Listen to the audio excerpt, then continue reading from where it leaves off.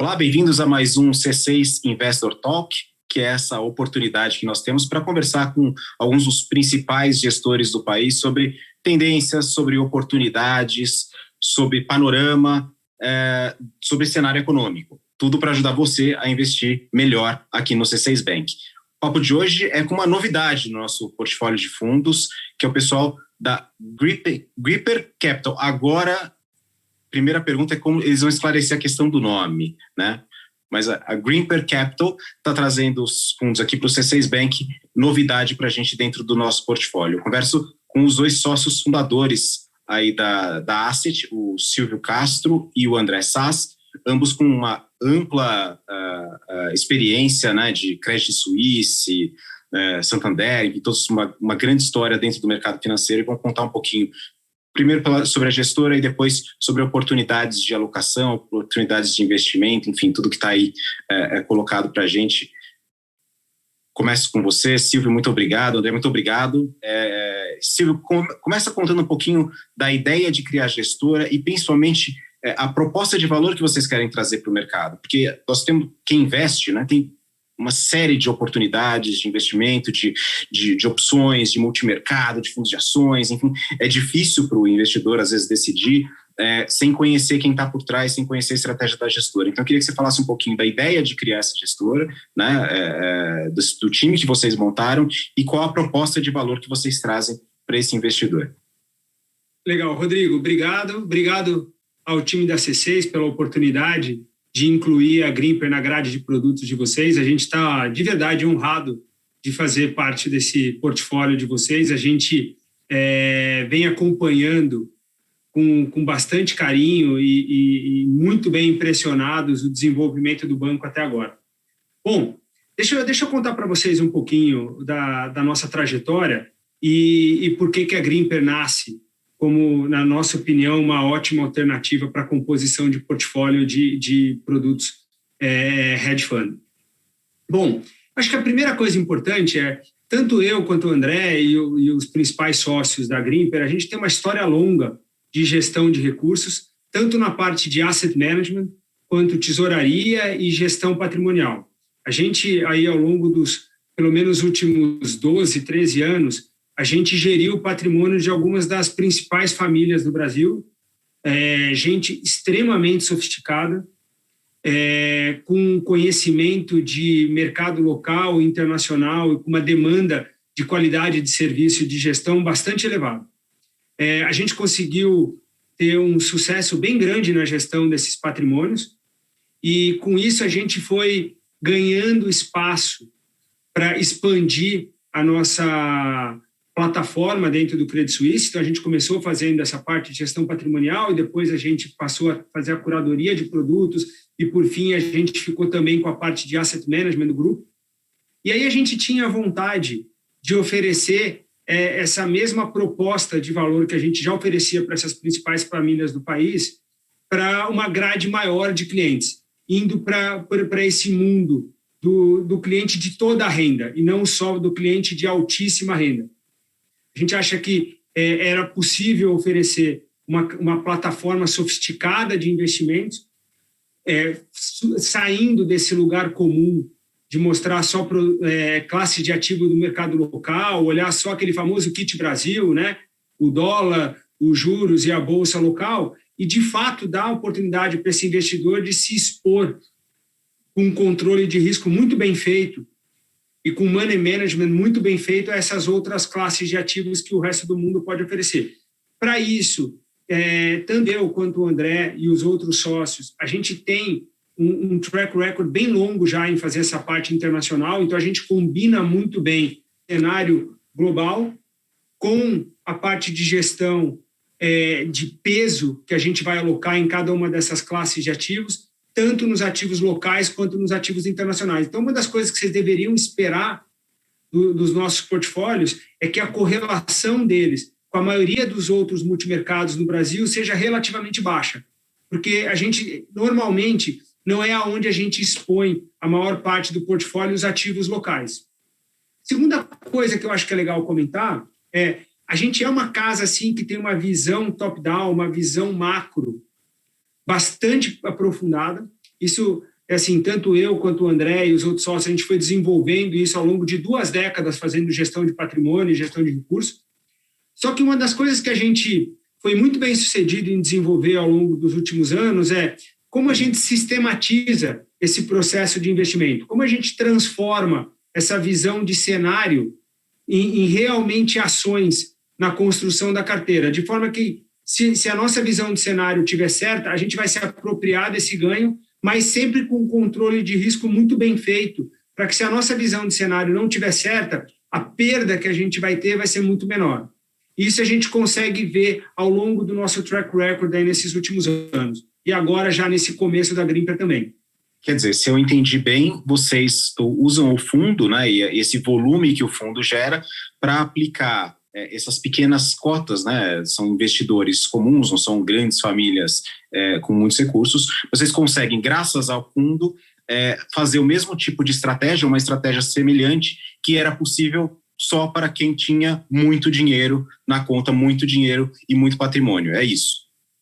Exatamente. E combinando uma visão de cenário macro com bastante uso de tecnologia para sistematizar o processo de investimento. Então, a gente usa muito a parte quant para a construção da carteira, para a definição dos pesos, para nossas políticas de stop, compra de proteções, mas sempre combinado com nossa visão de cenário. Eu vou passar para o André. André, obrigado, agradeço a conversa também. O senhor acabou de falar de quant, que é uma palavra que surge muito, né, nessas conversas. Eu queria entender um pouquinho como é que vocês fazem o uso dessa tecnologia para a decisão de alocação e de montar portfólio, que no final das contas é o que vai fazer a diferença entre uma performance boa, ótima, excelente ou uma performance negativa. Legal, Rodrigo. Bom, obrigado também pela oportunidade. É um prazer estar aqui. A gente é admirador, né, de modelos de negócio como vocês. Enfim, é uma felicidade enorme a gente poder participar aqui desse bate-papo. Como é que a gente pensa, né, as ferramentas quantitativas? Essa acho que é uma excelente pergunta. Acho que é muito importante a gente diferenciar aqueles fundos que têm os robôs automatizados funcionando. Tá? Não é isso que a Grimper faz.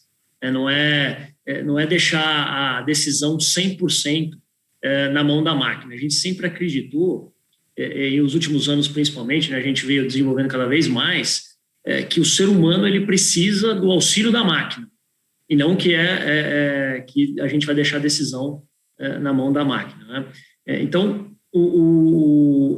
a combinação, né, do fundamento, da maneira como a gente gosta de analisar o cenário, da maneira como a gente gosta de entender os ciclos econômicos, analisar as companhias, analisar as empresas, tudo isso com o auxílio do computador, com o auxílio da máquina. E a boa notícia é que a gente consegue cada vez mais, através, né, de bons profissionais. Então, a gente tem na Grimper 4 pessoas altamente capacitadas em ciência de dados.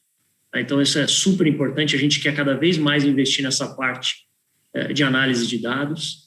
E a ferramenta, né, o hardware e o software foram evoluindo também e nos ajudando a fazer o quê? A monitorar diversos tipos de variáveis que no passado ou não existia, né, a informação disponível, ou o ser humano não é capaz de parar para conseguir ler uma enormidade de relatórios, de informações ao longo dos dias, ao longo das semanas. Vou colocar aqui um exemplo bem prático, tá, para ficar bem palpável para vocês. A nossa economista, hoje, ela tem alguns algoritmos, está usando o machine learning para auxiliar, para a gente conseguir ler todos os relatórios econômicos que são divulgados. Então, o famoso relatório, né, PMIs de diversos países, se a gente fosse colocar uma pessoa só, no caso, né, ela fosse parar para ler, ela não ia conseguir. É uma tarefa realmente árdua e já passou do limite que o ser humano conseguiria digerir num tempo hábil para a gente tomar decisão importante de investimento. E passando esses algoritmos, os relatórios, ela consegue extrair interessantes resumos, né, do que o pessoal vem comentando desses últimos meses de atividade econômica. Já para colocar aqui, né, o Silvio vai explorar bastante na parte macroeconômica, é a dificuldade, a preocupação das companhias com o repasse dos aumentos de custo. Então, de fato, isso está acontecendo, a gente conseguiu detectar isso há 2, 3 meses atrás, né, até um pouco antes do início dos fundos, né, da cota dos fundos. A gente já vinha fazendo nossos comitês de investimento, e com isso a gente já conseguiu largar aí, né, com as posições corretas para esse cenário de aceleração, tanto de crescimento global quanto de inflação. Então, de novo, a gente está aqui usando a máquina, né, as ferramentas quantitativas, para nos ajudar a tomar a decisão final, continua na mão desses seres humanos aqui que estão falando com vocês. Muito bom. A gente vai voltar depois a falar de cenário, queria entender quais são as oportunidades que estão na mesa diante dessa enorme quantidade de dados que estão saindo, né, com os balanços de resultado, pelo menos aí as primeiras empresas que já divulgaram. Mas eu queria voltar para o Silvio. Silvio, eu queria primeiro subir a 40 mil pés e entender um pouquinho como é que vocês estão enxergando o cenário, né?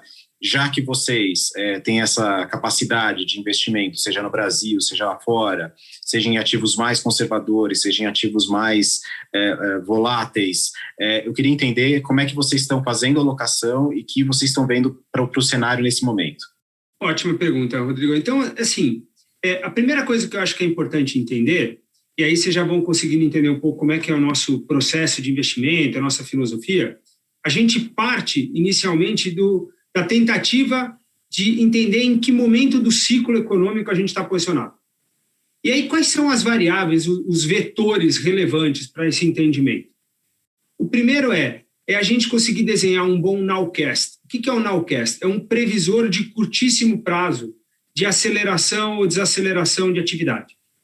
A segunda coisa é tentar entender como o mercado ele está antecipando o comportamento da inflação em janelas relevantes de tempo. E a terceira coisa é tentar entender qual é o viés predominante das autoridades econômicas. A gente está num momento da economia global onde o viés é predominantemente de aperto de política econômica, é um viés de aumento de regulação ou é um viés de deixar a coisa correr solta, porque a gente tem um pouco de preocupação de quanto tempo demora para as empresas e para as famílias voltarem para o padrão de renda e produtividade pré-crise. Então, dependendo dessa combinação desses 3 vetores, que a gente tenta simplificar em 2 grandes vetores focados em crescimento econômico nominal e comportamento de juro real, a gente consegue definir grandes quadrantes para o mundo, para cada um dos países e para os blocos. Dependendo desse quadrante que a gente está, você tem classes de ativos e você tem setores que performam melhor. Então, hoje, para a gente tentar entender onde a gente está, a gente claramente continua, e a gente já vem praticamente há 9 meses, num quadrante de reaceleração de crescimento nominal, com um viés predominante nos principais bancos centrais do mundo e do Brasil, de tentar ter uma política econômica bastante acomodatícia, junto com o esforço de deixar o fiscal solto. Talvez a única grande exceção no fiscal seja a China. Nesse cenário, o que normalmente se comporta bem? Bolsa se comporta bem, commodities se comportam bem, países emergentes se comportam bem. O que normalmente se comporta mal? Moedas de países que são reservas de valor. Normalmente se comporta mal taxa de juros longa em países que são safe havens, né? Que a gente chama que são aqueles países onde você vai procurar guardar dinheiro na hora que você está preocupado.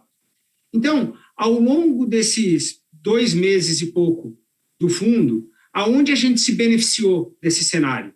Claramente foi de tentar buscar aumentar a alocação em renda variável, aumentar a alocação em commodity, seja no mercado futuro. Então, hoje, por exemplo, a gente tem posição em milho, a gente tem posição em crédito de carbono, a gente tem posição em mineradoras de metais raros, assim como a gente tem posição em mineradoras de ferro, a gente tem posição em cobre, no mercado futuro, em mineradoras, Por quê? Porque na nossa cabeça, o cenário que a gente tem é, no curto prazo, esse reflation global, e no médio prazo, como parte dessa agenda de recuperação econômica, a grande desculpa que o mundo desenvolvido encontrou é a necessidade de mudar a matriz energética. E é uma desculpa ótima, porque, de fato, a gente precisa mudar a matriz energética. Mas o fato é, ao você encampar esse discurso, você cria a necessidade de fazer um capex, um investimento gigantesco de dezenas de trilhões de dólares no mundo para mudar a matriz energética. Isso vai criar emprego doméstico na maioria desses países, vai ter uma demanda monstruosa de toda sorte de metais básicos, e você também vai precisar aumentar a necessidade de financiamento público para esse tipo de empreendimento, então, e geração de emprego. Então, essa combinação faz com que, na nossa opinião, você está exposto a esses setores mais cíclicos, voltados à reabertura da economia no curto prazo. E como tese mais secular, você está exposto a setores que se beneficiariam dessa mudança de matriz energética, faz muito sentido. A outra coisa que aí o André já começou a observar há muito tempo, com um pouco mais de preocupação, é qual é o impacto dos ciclos climáticos sobre produção agrícola. E a gente está passando agora por uma combinação, a conjuntura que a gente está vivendo, é uma combinação de laninha com solar mínimo, que faz com que a gente tenha seca no interior dos Estados Unidos e seca na região produtora de soja, milho, açúcar e café no Brasil. Então, esse tem sido um trade tático nessa janela de 2 meses espetaculares. Assim, subiu quase 25% em 2 meses essas posições. Então, na nossa cabeça, não acabou esse movimento. O mercado continua estimando que foi só um blip de curto prazo e que a gente deve ter uma recuperação fortíssima da produção de commodities, de grãos, ao longo do segundo semestre. A gente não trabalha com essa hipótese, a gente acha que vai continuar sendo relativamente difícil o cenário para a produção e com produtividade baixa, o que significa que os preços devem seguir pressionados, na nossa opinião. Então, essas teses conjunturais, olhando o ciclo, junto com fatores que são um pouco mais seculares, como esses grandes ciclos de capex, que a gente passou 10 anos sem investir nada praticamente no mundo, e agora a gente vai ter que fazer o catch-up, e esse tipo de trade, como crédito de carbono, como milho, que a gente olha a coisa onde, na nossa opinião, pouca gente no mercado de hedge fund local está olhando, acaba gerando uma oportunidade super interessante para diversificar a carteira. Queria perguntar para você a respeito, a gente já viu aí o cenário macroeconômico, o cenário é favorável, por exemplo, à Bolsa de Valores, né? A gente vê níveis recorde em várias bolsas, vários mercados importantes do mundo. Eu queria entender um pouquinho, especificamente no mercado doméstico, porque cada país, apesar de um movimento ser favorável, cada mercado reage de uma forma. Eu queria entender qual é a sua visão para o mercado brasileiro e que oportunidades ou que setores estão performando melhor ou ainda tem uma possibilidade de ganho maior com essa normalização da nossa vida aqui. Legal, Rodrigo. Bom, na renda variável do Brasil, e assim como, né, nosso posicionamento fora do Brasil em renda variável também, que a gente faz investimentos fora do Brasil, a preferência atual nossa é pelos setores cíclicos, que a gente chama cíclicos globais, né, que são aquelas companhias que têm como sua principal atividade aí a produção ou manufatura, de certa forma, de commodities ou derivados de commodities.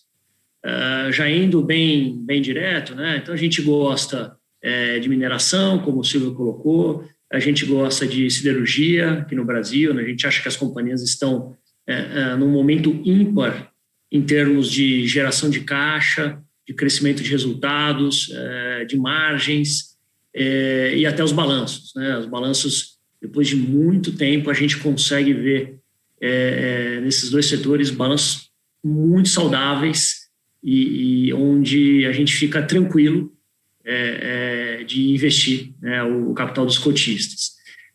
Além desses dois grandes setores de commodities, a gente gosta também de papel e celulose, tá, aqui no Brasil, e aí as duas grandes... Aliás, a gente tem 3 companhias, né, listadas importantes aí nesse setor, Suzano, Klabin e a Irani. Aqui também tem bastante oportunidade ainda. O mercado, na nossa visão, ainda está cauteloso, né, em precificar toda essa melhora que a gente está vendo nos preços de celulose em todas as regiões, né, não só Ásia, mas Europa. E, além disso, para completar na parte de commodities, o setor de óleo e gás, sem dúvida nenhuma, né, com o petróleo subindo, ele vai continuar sendo gerador de resultados. Aqui, especificamente, a gente está mais de olho nas companhias menores que estão vindo ao mercado aqui no Brasil, né, as conhecidas aí juniors companies, né, de petróleo. Então, a gente está olhando essas oportunidades menores aqui dentro, e lá fora a gente compra as grandes petrolíferas, né, as mais conhecidas. Caso aí a Exxon, que a gente tem no portfólio hoje.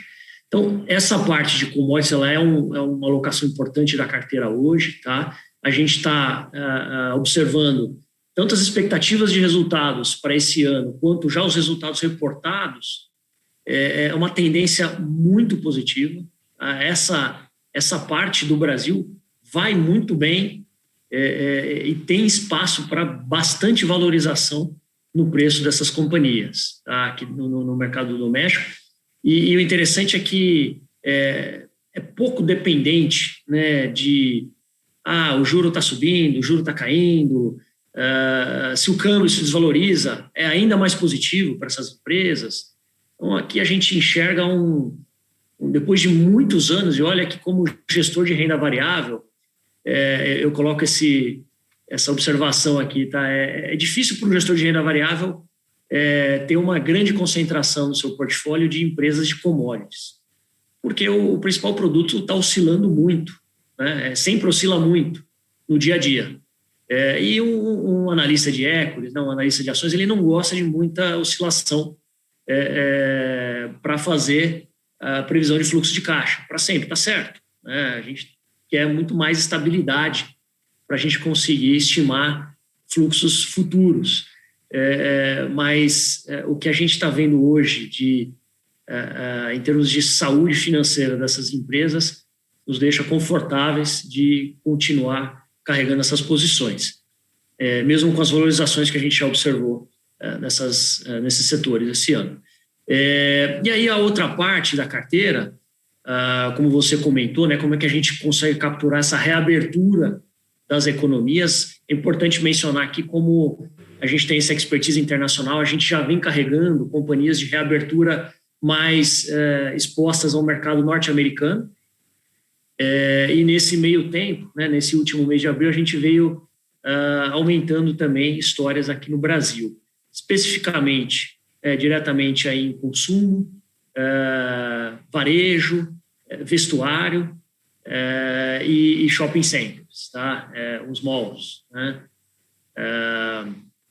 A gente tem uma preferência sempre, acho que é importante mencionar isso também, Rodrigo, por companhias que exibem ao longo do tempo uma qualidade maior nos resultados. Então, a gente tem muito mais preferência por aquela empresa que é capaz de entregar, né, resultados constantes, sem grandes surpresas ao longo dos anos, do que aquelas companhias que normalmente aceleram demais, mas aí tem um outro trimestre que dá uma desacelerada brusca. Isso não é o tipo de empresa que a gente gosta de ter dentro do portfólio. Então, nesses dois grandes setores que eu mencionei, as de maior qualidade é onde a gente vai estar mais posicionado.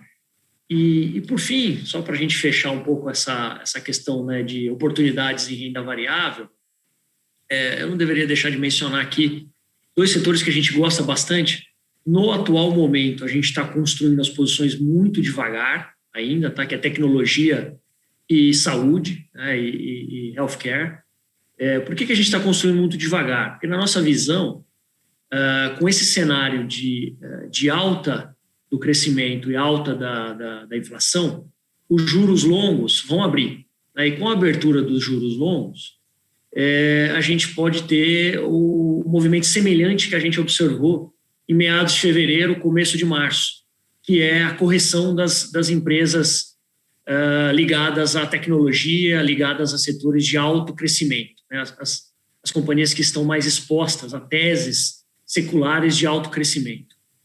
Então, esse tipo de companhia a gente gosta muito no longo prazo, mas a gente vem construindo, dado que os fundos, né, estão aí no seu terceiro mês, a gente está construindo devagar essas posições, com muito cuidado e preocupado ainda com esses solavancos que a gente observou em meados de fevereiro, começo de março. Tá? Mas deixo aqui a mensagem de que sim, no longuíssimo prazo, esses dois setores vão oferecer provavelmente as maiores companhias listadas do mundo, tá? Tecnologia e saúde.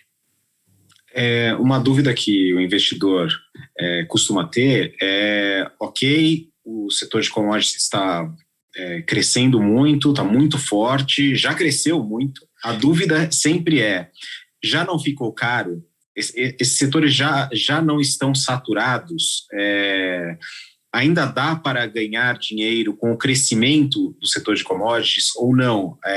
Essa valorização já foi precificada e agora é uma questão meio de manter e administrar isso para quem já tem posição. Olha, o que a gente observa aqui, né, normalmente aquela pergunta mais comum mas eu vi o preço da ação sair de 10 para 50. Está muito caro, né? Olha, poxa, essa ação era negociada a R$20, hoje em dia ela está R$80. Pega o caso da Vale, né? Há 6, 7 meses atrás estava R$50, R$60, né? Hoje está acima de R$100, R$110, R$112. É sempre importante a gente olhar o que aconteceu com os resultados da companhia, as expectativas, pelo menos de curto prazo, né? Por curto prazo eu digo os próximos trimestres, né? Vamos olhar 2021, já que commodity é uma classe volátil, vamos olhar pelo menos esse ano agora. E o que a gente observou foi que as expectativas de resultado para essas empresas, não só de mineração, né, mas os outros setores que eu comentei também, commodities, elas melhoraram, se não na mesma velocidade dos preços, até de maneira mais acelerada do que os preços subiram. Ou seja, se a gente está falando aqui que o correto, né, no longo prazo, o preço da ação refletir o que vai acontecer com o lucro por ação da companhia, né, já considerando qualquer tipo de diluição, qualquer efeito que a gente venha a ter aí do aumento do número de ações, a gente está dizendo que a trajetória é para cima. Ou seja, os resultados das companhias e as expectativas dos próximos trimestres, onde a gente tem realmente uma convicção muito alta de que vai acontecer, eles estão ratificando o que está acontecendo no preço das ações. Ou seja, na nossa visão, e olhando por múltiplos, né, uma análise bem tradicional, que é o que se aplica para essas empresas, na nossa opinião, tem companhias que ficou até um pouco mais barata depois de subir tanto nesses últimos meses, porque os resultados acompanharam e as expectativas em relação aos lucros também foram revisadas de maneira significante para cima. Então, na nossa visão, ainda tem mais por vir aí nesse ciclo, e até o Silvio, né, explorou bastante a parte de commodities. Ainda existe, né, na nossa visão, muito upside para diversos tipos, né, subtipos aí de commodities. Muito bem. Aliás, o que traz o preço da bolsa para um patamar relativamente barato, se você olhar numa janela de longo prazo e comparando com outros países, é justamente o setor de commodities, as exportadoras.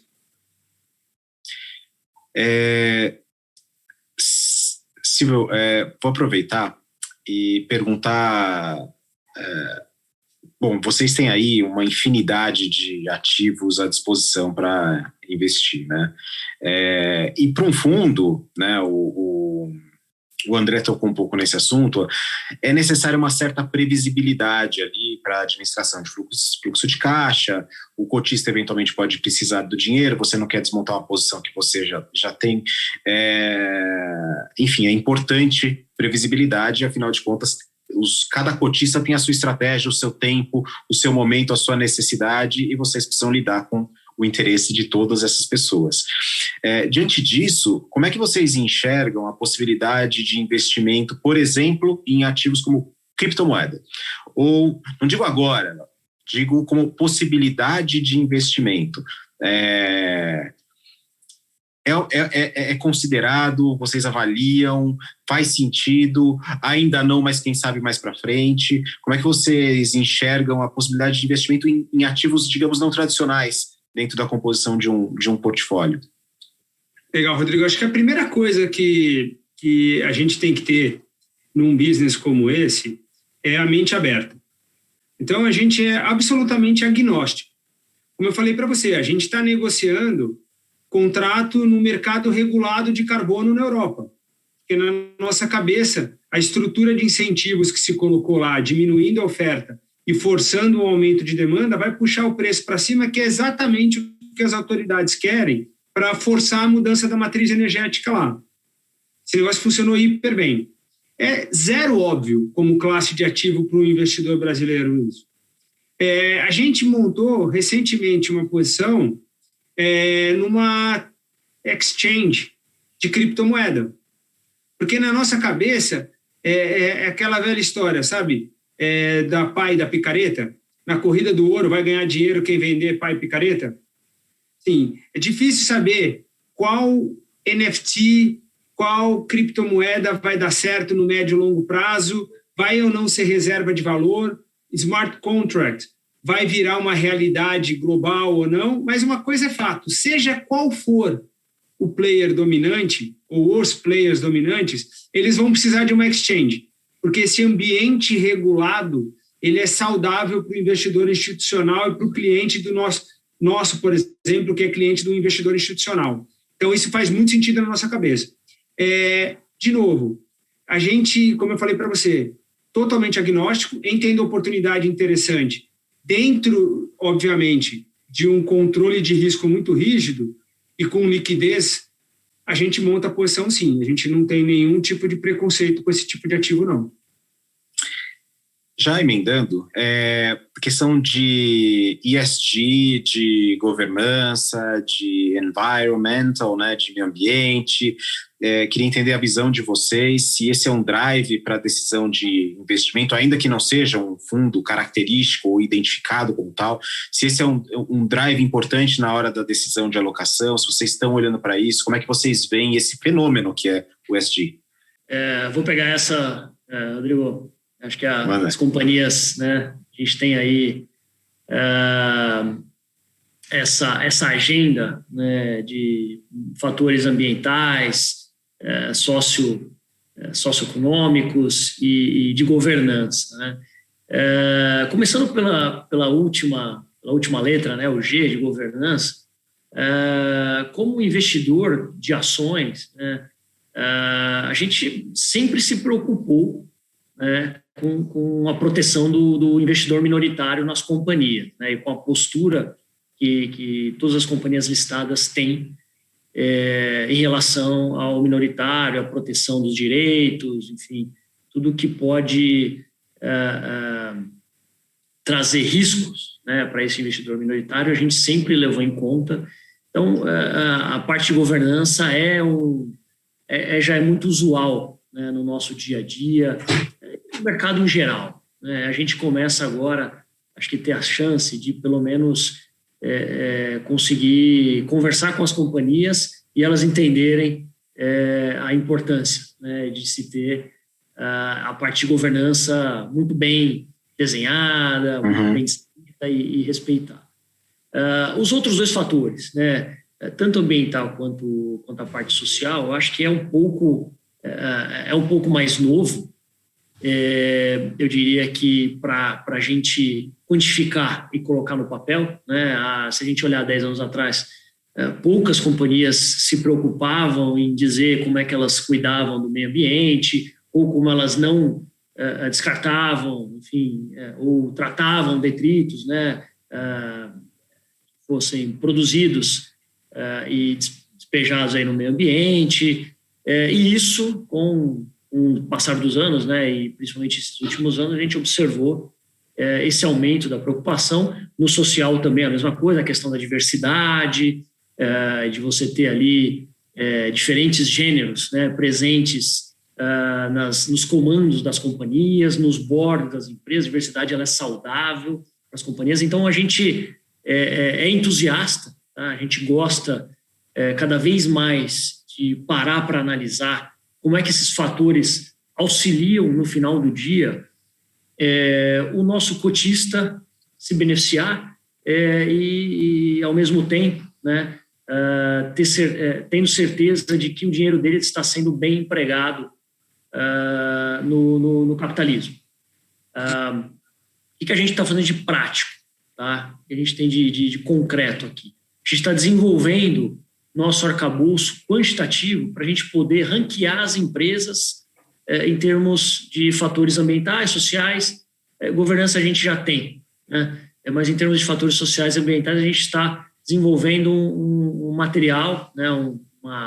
uma grande ferramenta técnica, com auxílio de análise de dados, para a gente poder elencar essas companhias, né? Porque acho que a preocupação aqui é a gente não eliminar oportunidades de investimento porque a gente tem algum discurso ou que a gente viu no jornal que aquela companhia teve determinada atitude, enfim.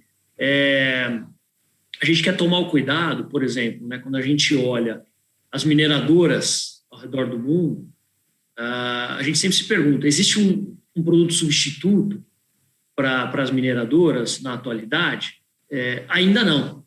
Imagino que daqui a alguns anos, daqui talvez algumas décadas, a gente já vai ter. Mas como a gente não tem substituto, no caso das mineradoras, e a preocupação com elas é a parte ambiental, social também, mas acho que o foco aqui é o ambiental.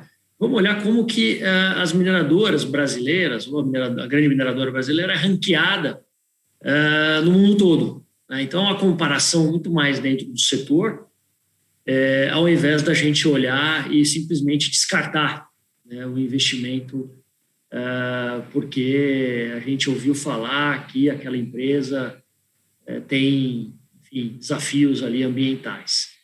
É um tema complexo, tá? Ele envolve ainda, né,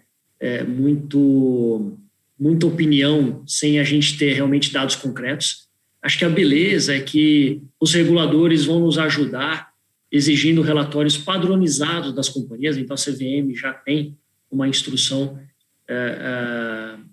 para esse ano. Tá? Então, no final desse ano, no começo do ano que vem, os resultados que as companhias vão divulgar em relação a 2021, nós vamos ter que ter um relatório completo sobre como é endereçada a questão da sustentabilidade, fatores ambientais, sociais e a parte de governança.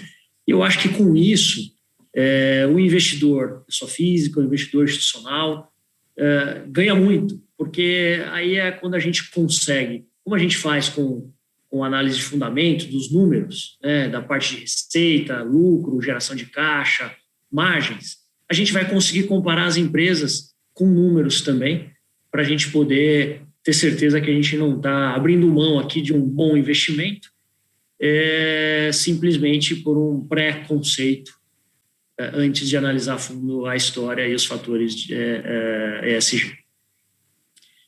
Legal, muito obrigado. Eu acho que tratamos de muitos temas aqui. Então, em nome do C6 Bank, eu queria agradecer a conversa. Quero que ela se repita num futuro próximo, espero. E desejar boa sorte para vocês. Os primeiros meses certamente já mostram um caminho muito promissor para a Greenper, e eu tenho certeza que vai ser uma gestora de muito sucesso daqui por diante. Então, André, super obrigado. Silvio, muito obrigado. Voltamos a nos falar e boa sorte aí nessa jornada de vocês aqui no C6 Bank. Legal, obrigado pela oportunidade. Obrigado, Rodrigo. Obrigado pela oportunidade. Um abraço. Obrigado a você também que acompanhou essa conversa. Nós vamos voltar com conversas regulares com alguns dos principais gestores do Brasil, sempre querendo trazer novos insights, novas visões, novos ângulos para você que investe seu dinheiro e quer ver o seu patrimônio crescer. Muito obrigado e até uma próxima.